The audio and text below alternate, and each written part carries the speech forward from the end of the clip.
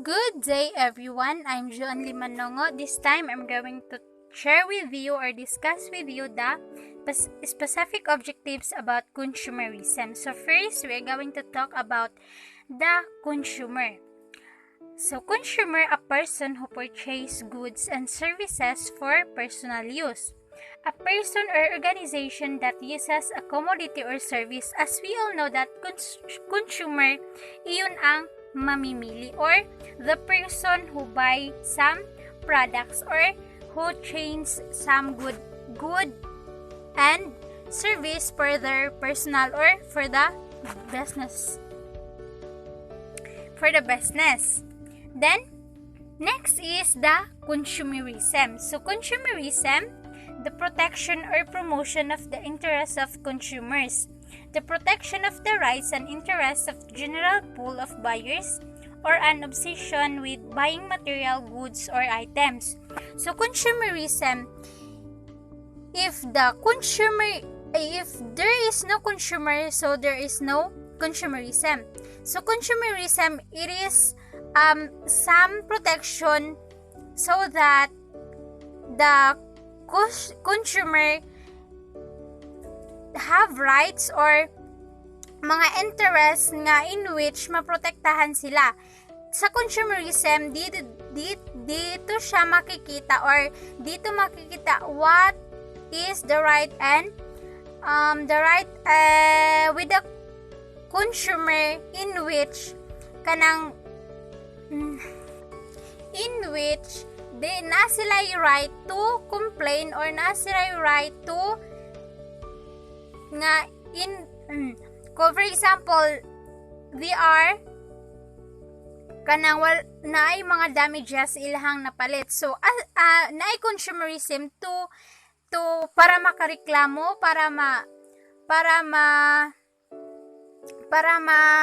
mahatag nila or para makareklamo sila on what damages nga naa sa product or na there is a protection between sa ilhang as a consumer to the seller. Then next is credit. Credit is the ability of a customer to obtain goods or services before payment, based on the trust that payment will be made in the future. In a contractual agreement in which a borrower receives something of value now and agrees to repay the lender at some date in the future, generally with interest. So, diba, na mga example on this is the credit card. So, sa mga consumers is kanang gamito nila instead of a cash, ang gamito nila is mga credit card para ang payment is for later on or para dili hassle to exchange some cash para ang credit card na mismo mo swipe ang credit card mismo ang gamiton to swipe to pay the kanang mga goods or services nga nakuha sa consumer or mga customer. So this is the ability of a customer to obtain goods. Then next is the consumer credit. So as what I've said earlier that the credit card is the best example for the consumer to take personal goods or to repay it later on. So this consumer credit is a personal debt taken on to purchase goods and services. A credit card is one of the consumer credit. Although a type personal loan could be labeled consumer credit, the term usually used to describe unsecured debt that is taken on to buy everyone goods and services. So this consumer credit is given kay bisan dili ka magdalag cash, although you don't have any cash, you can buy some product or some purchase good because consumer is a way to a type of loan to which na siya process nga pagasundon. Naala mura siya sa mura siya kanang dito lang siya gibutang kay like ATM card. So ingana siya ang mga credit card kanang di no need to exchange, no need to pay through cash kay naay credit card nga magamit. So ang credit card is nabilong siya sa personal loan in which kanang ikaw mismo mo bayad, ikaw mismo mo download dito sa credit card para if for example when you go to mall, you don't need to bring some cash because naanay credit card nga pwede gamiton to purchase goods and services. Then the next is impulse buying. An impulse purchase or impulse buying is an unplanned decision to buy a product or service made just purchase. So this impulse buying is a decision nga kanang bisan pag kanang sa consumer bisan pag wala niya gi-plan to buy this product, pero this is a way to purchase, a way to impulse a product bisan pag dili siya nakaplan. Then the guarantee and warranty. The guarantee is a sort of commitment made by the manufacturer to the good, whereas warranty is an assurance given to buyer by the manufacturer of the goods. So like for example, when you buy a cellphone, di ba, na siya guarantee or warranty. Nagihimo ni siya nga na guarantee or warranty para kung makuha nimo ang product, kung in case nga naay damages, pwede nimo siya ireklamo, pwede nimo siya i-return, then pwede ka mangayog refund. Mo na way sa consumer to kung naay mga dapat nga ireklamo in which kanang na nakabase siya sa rights. So mo nang naay guarantee or warranty para naay rights, naay way, is a way to para ang consumer is naay katungod nga mo reklamo sa iyahang nakuha nga mga product kung naay damages sa pagkuha pa lang. Then next is the examples. There is an examples of different forms of credit. As what I've said earlier, that credit card is a way of a consumers to it is a way to no need cash in. Kung mo naman gali sa mall, no need na to bring some cash kay na may credit card. So there are examples. First is revolving credit. Second is charge cards. Third is installment credit. Fourth is non-installment or service credit. So these are the example forms of credit by the consumer. So next is factors should include goals, values, lifestyle, peer pressure, and the effects of advertising. Each day, consumers engage in a variety of behaviors driven by their goals. It is a constellation of individual characteristics that reflect certain behaviors. Values may prove to be one of the most powerful explanations of and influences on consumer behavior. Is one of those unique pushes that a rational consumer considers before an actual or a potential purchase of any good or service. Advertising can have an effect in the buying consumer before a people in a sense that the more money spent can be linked with the quality of advertisement and the frequency. As we all know that consumers dili lang basta-basta mo palit kung wala siya interest sa nga products or wala dili suitable sa iyahang mga gusto. Of course, as a seller, you should include the goals kung unsa ang goals sa as a consumer. example, lantawon nimo as a seller, lantawon nimo kung unsay mga goals sa consumers. Kay kung ang product nga imong gibaligya, kung ang product nga imong gi-offer nga dili suitable sa goals sa mga consumer, of course dili jud na nila kuhaon or dili jud na nila paliton. Next is the values lifestyle, the values. Kung for example, para sa mga Muslim consumer, kung dili na sila basta-basta mamalit og mga product nga dili siya or bawal sa ilahang mga Muslim. Kung katong siya nga product kay kanang dili siya acceptable sa ilahang cultures or ang values nga ilahang gisunod kay dili suitable sa product nga imong gi-offer. So, as a seller, you should see the values of a consumer kung kani siya ba suitable sa ilahang nga as a consumer. Then, the lifestyle of the consumer. Kay sa lifestyle, of course, ma-connect jud siya sa product nga ilahang pampaliton. Like for example, in everyday use, consumers dili sila basta-basta mo palit nga mga product kung dili na siya pwede, dili siya magamit sa ilhang everyday nga mga gamitonon in their lifestyle. Like for example,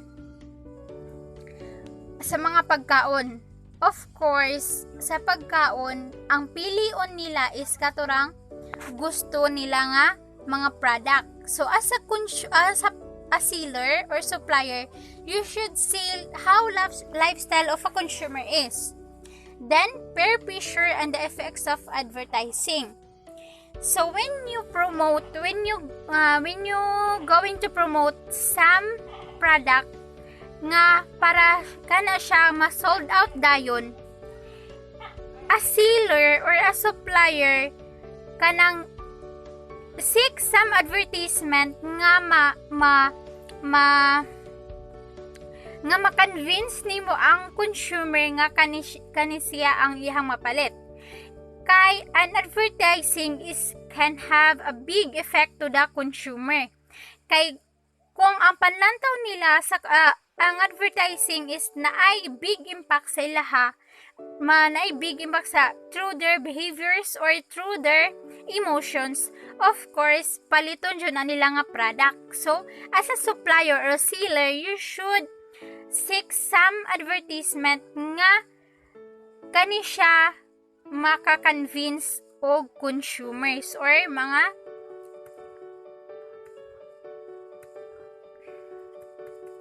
So, I think that's all. At ngayon, dadako tayo sa methods of payment for goods and services. First, cash. What is cash? Cash is bills, coins, bank balances, money orders, and checks. Cash is used to acquire goods and services or to eliminate obligations. So, cash o pera, isa ito sa pinaka-importante sa ating buhay. Ginagamit natin ito sa pagbili ng ating mga kinakailangan sa pang-araw-araw. Ginagamit rin ito sa pagbabayad ng ating mga utang or mga obligasyon. Maaaring ito ay inuutang natin o sariling pera natin ng ating ginagamit. Pangalawa, credit card or debit card. Ano kaya ang kaibahan sa dalawang ito? Credit cards allow you to borrow money from the card issuer up to a certain limit in order to purchase items or withdraw cash, while debit cards allow you to spend money by drawing on funds you have deposited at the bank. So, ang credit card ay isang paraan ng pagpapahiram o pagpapautang sa atin ng pera ng bangko. Mataas ang interest rate na ipinapataw dito dahil hindi ka na hinihingan ng collateral o anak sa iyong inutang. Kaya tinatawag itong unsecured loan. Secured at safe ito gamitin. Ang kailangan lang ay iba yung pag-iingat sa ating personal information. At palagi nating tandaan na bawat kaskas mo dito ay responsibilidad mo itong bayaran dahil may limit o maximum amount ang pwede nating utangin sa bangko. So, ang credit card ay pirang inutang mo sa bangko. Ang debit card ay pera mo sa bangko ang ginagamit na pambayad. At dahil sarili mong pera ang ginagamit sa debit card, ay hindi mo na kailangan itong bayaran pa. Ang kailangan lang ay may karga o pera ang bank account mo para magamit mo ang iyong debit card. Iyon ang kaibahan ng credit card at debit card. Third, layaway plan. What is layaway plan? Layaway plan is a purchasing method in which a consumer places a deposit on an item to lay it away for later pick up when they are financially positioned to pay off the balance. Halimbawa, ang napagkasunduan ay kinakailangang magbayad ka ng 20% to serve as your first payment for your layaway plan. Halimbawa, ang item ay nagkakahalaga ng $100. $100 deducted into 20% to be equaled as $80. $80 divided by into 5 months, so kinakailangang magbayad ka ng $16 as your monthly payment for 5 months. Panghuli, hire purchase. Ano kaya ang ibig sabihin ng hire purchase? Hire purchase is an arrangement for buying expensive consumer goods where the buyers makes an initial down payment and pays the balance plus interest in installment. Hire purchase ay isa sa mga karaniwang ginagamit na paraan upang makabili ng sasakyan sa Pilipinas. Ito ay kadalasang tinatawag na car loan. Sa Pilipinas, kapag ikaw ay umuutang ng pera para makabili ng sasakyan, ikaw ay pumapasok sa kasunduang hire purchase. Sa kasunduang hire purchase, ikaw ang gumagamit ng sasakyan at responsibilidad mo ang pagpapa-insure at pagpapanatili nito. Pero ang bangko ang nananatiling legal na may-ari dahil sila ang nagpapahiram sa iyo. Sa madaling salita, ikaw ay umaarkila o isipin mo ito bilang pag-uupa ng sasakyan ng pagmamay-ari ng bangko. Bilang taga-arkila, ikaw ay magbabayad sa bangko ng buwanang installment base sa napagkasunduan ninyo sa kontrata ng hire purchase. Kabilang sa installment ang interest o ang singil ng bangko para sa utang at kapital o ang parte ng bayad ng kabuuan ng halagang inutang. Sa oras na lahat ng installment ay bayad na, ang legal na pagmamay-ari ng sasakyan ay ililipat sa iyo mula sa bangko. Pag hindi pa buo ang bayad ng napagkasunduan, ay hindi ikaw ang legal na nagmamay-ari ng sasakyan. Tandaan, kapag hindi ka nakabayad ng installment sa nakatagdang panahon, ay maaaring kuhanin ulit ng bangko ang iyong sasakyan. And now, let us talk about the use and value of credit for consumption purposes and the use and value of credit for business activities. First, the use and value of credit for consumption purposes. What is consumer credit? Consumer credit is personal debt taken on a purchased goods and services. A credit card is one form of consumer credit. Although any type of personal loan could be labeled consumer credit, the term is usually used to describe unsecured debt that is taken on to buy everyday goods and services. What is the value of credit for consumption purposes? A consumer credit system allows consumer to borrow money or incur debt and to defer repayment of that money over time. Having credit enables consumer to buy goods or assets without having to pay for them in cash at the time of the purchase. Credit for consumption purposes is very rampant in our society. Nakakatulong kasi ito sa mga tao, lalo na yung mga tao na hindi kaya ang halaga ng ganoong bilihin. Sa pamamagitan ng credit, nabibili at nabibigay nila ang mga pangangailangan sa bahay nang hindi na problema ng pera at the time of the purchase. The main advantage of consumer credit is that consumers can purchase goods and services and pay for them later. Consumers can purchase items they need when their funds are low. Consumer credit offers a backup form of payment and one monthly payment. Isa sa maiibigay ko sa inyo na halimbawa ay ang aking auntie. Malayo kasi ang tinatrabahuhan ng kanyang asawa. Kaya kapag hindi pa ito nagpapadala, ay nangungutang siya. Sa pamamagitan nito, ay naiibigay niya ang mga pangangailangan nila sa kanilang bahay. Kaya masasabi ko talaga na mahalaga ang credit for consumption purposes. And now, let us talk about the use and value of credit for business activity. Business operations refers to the activities that businesses engage in on a daily basis to increase the value of the enterprise and earn a profit. The activities can be optimized to generate sufficient revenues to cover expenses and earn a profit for the owners of the business. Having access to business credit is the lifetime for a business.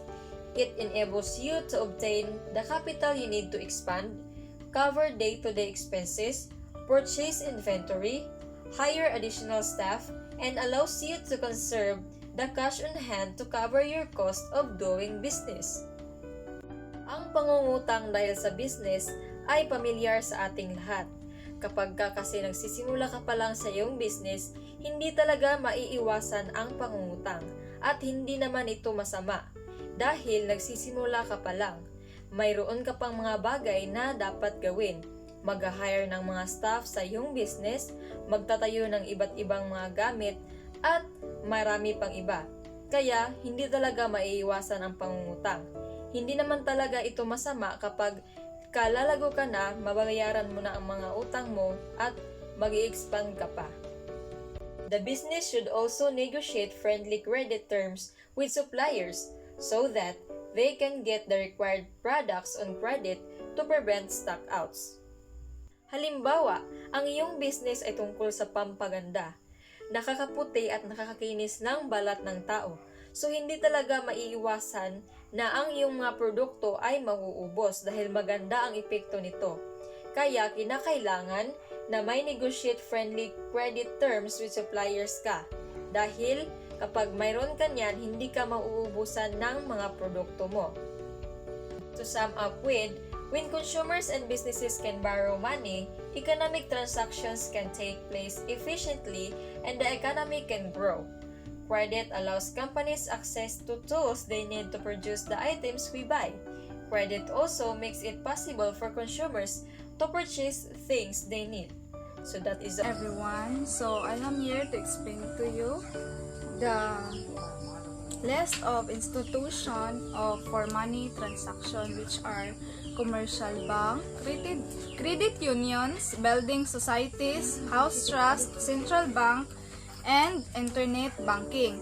So the first is commercial bank, which is deposit from the public and gives loan for the purposes of consumption and investment to make profit. So importante ni commercial bank para ma-deposit dito ni may deposit imong kwarta para mulago ang imong kwarta. So the next is building societies.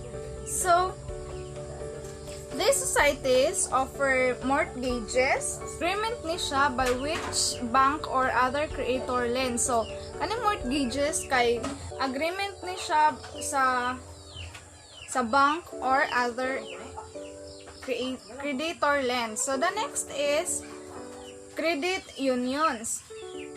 So, the credit unions offer higher saving rates and lower interest rates on loans. So, credit unions are able to offer better interest rates to their members. So, pag-iingat ng pera. So, diri sa credit unions, gamay ra sila og kanang interest, pero dako sila og savings. So, the next is house trust.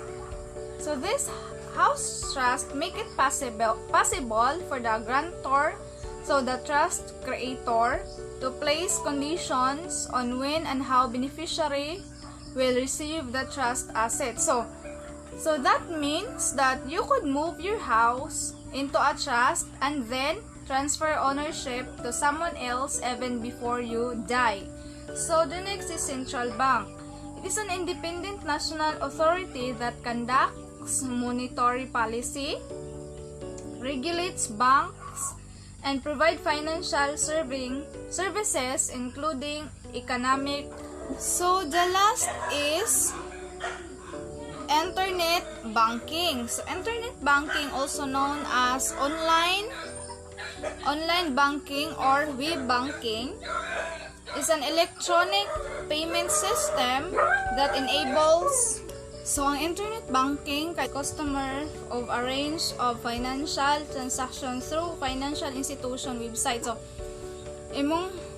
So magloan ka pamagira sa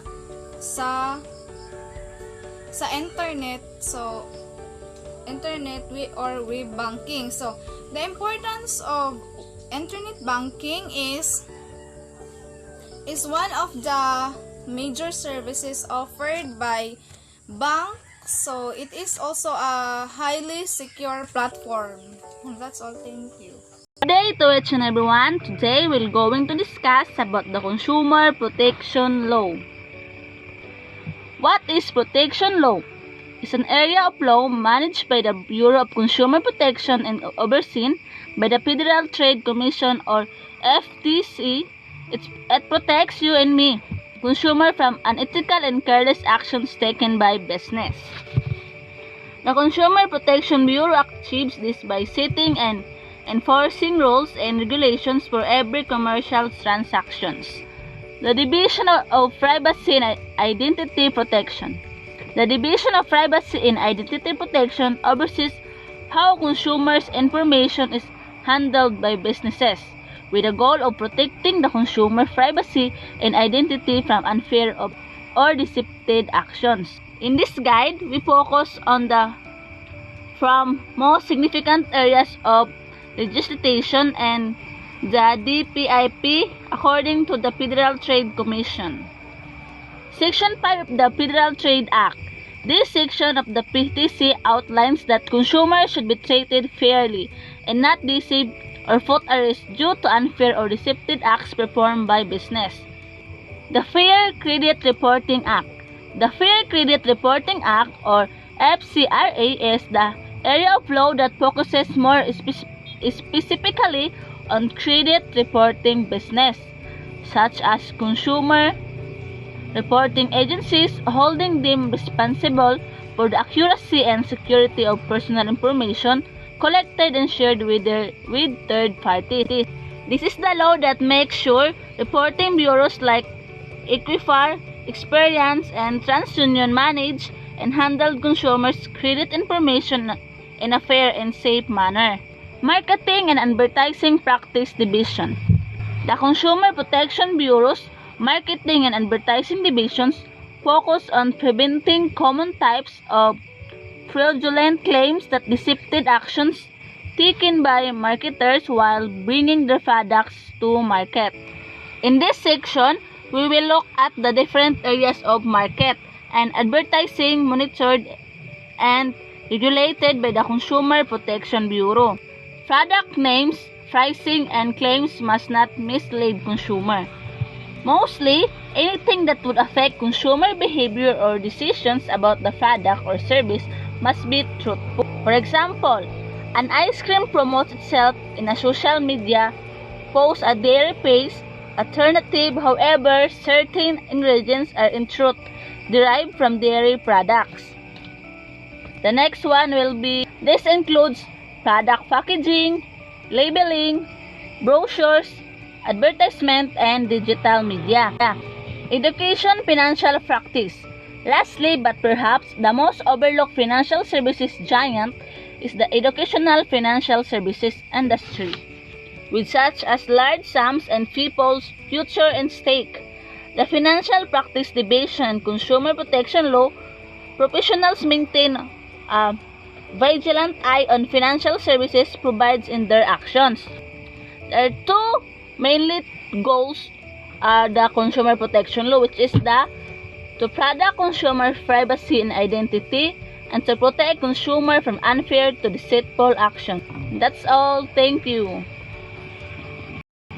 So now we will talk about the effects of advertising on both consumer and manufacturers. So first, we will talk about the effects of advertising the consumer.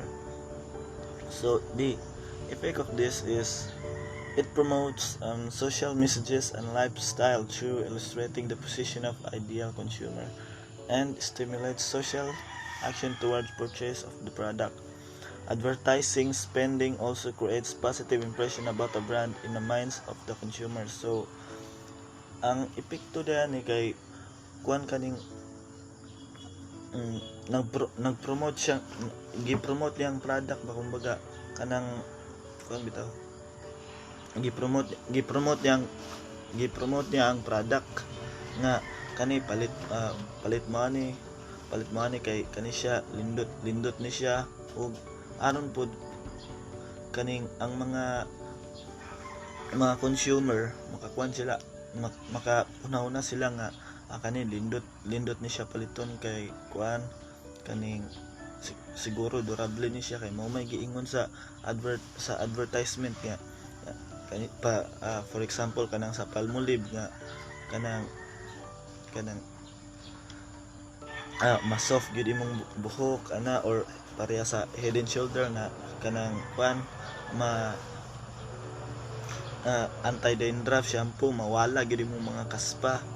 So maingganyo ang mga kuan kay samot ang advertiser ang naa sa advertisement kay mga artista. Siyempre maingganyo ang mga mamalita na nga kani mamalita ani kay kuan basig mo gwapa ta ana. Then kuan pud mo tatak pud sa ilang utok nga kanang kuan kani siya kuan gini siya lindot gini siya ug angit ang palit ani. So mo na siya kuan epekto sa kanang advertising. So dari na sabta sa advertising the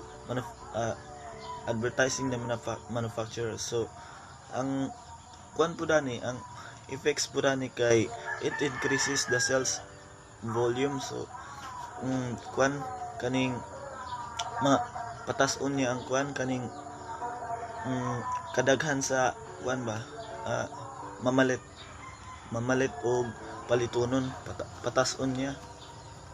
So kuan kaning aron ang di ba manufacturer mo man gyud na sila naghimo. So kuan na siya kanang ang gipurpose na para ma-advertise aron mo daghan ang model ana ba model ang litan nay kuan kaning manufacturer sa sabon kuan nag-advertise sila na para lang makakuan para mudaghan nilang mga dealer dan ang moingon ng dealer nga ako'y model ana. So mo na purpose pud sa kuan mo na epekto sa kuan mo makapadaghan og dealer, then it creates reputation, and then it maintains the existing market. So tungod sa kuan advertising the manufacturer kuan gyud digid mawala ang kuan kaning mo nga market kay syempre pero minti man gi advert katong manufacturer na manggirang kuan pero minti i-advertise ana, then it helps in opening new market. Makatabang pud siya sa kuan kaning bagong abre nga tindahan ba kay syempre for example nay bag-o nga nay bag-o nga produkto nga ibaligyan na nga nay bagong tindahan nga kuan kaning bag-o lang gasugod tapos kuan nay produkto nga kuan gi-advertise nila diha nga tindahan. So kuan mo mainggan yung mga tao nga palitan nga kuan kay naaman diha nga palitan nga produkto kay samot nag-artista ang kuan mo advertise. So daghan mo kuan nga palitan nga kuan kaning produkto tapos diha nga kuan tindahan kay mo ni bag-o na nga kuan tindahan niya napod diha antong gi-advertise nila na indot kayo, and then it controls the product price. So kuan niya makontrol niya ang kuan presyo sa mga bilihin ba. Then it increases the net profit mo. Syempre mo increase gyud ang mga kuan atong ang ginansya sa market ana kay kuan man. Syempre mura ra man gud kag nangampanya nagud ka ng advertisement, mura ra kag nangampanya kumbara sa election, mura ra kag nangampanya kanang kuan i-promote nimo imong kagalingon. So kana mura i-promote nimo ang imong mga produkto. So siya epekto sa kuan kaning advertising both advertising, the effect of advertising on both consumer and manufacturer. So mao na to. Salamat.